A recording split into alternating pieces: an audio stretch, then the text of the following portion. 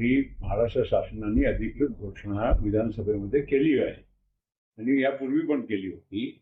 आणि माझाही व्यक्तिगत बोलणं महाराष्ट्राचे मुख्यमंत्री साहेबांशी बोलणं झालेलं आहे. काल चंद्रशेखर बावनकुळे साहेब सुद्धा नागपूर प्रचाराला आले होते. त्यावेळीच आम्ही या विषयावर चर्चा केली आणि लवकरात लवकर शेतकऱ्यांना धानाच्या बोनसचे पैसे मिळणार.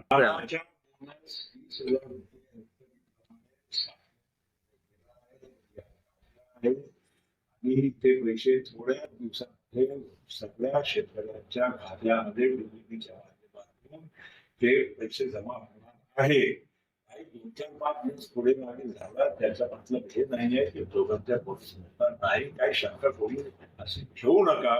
आणि 100% जे 20,000 रुपये हेक्टरी प्रमाणे जाहीर झालेलं आहे ते शेतकऱ्यांच्या किमान आधारभूत किंमत खरेदी योजनेअंतर्गत नोंदणीकृत शेतकऱ्यांना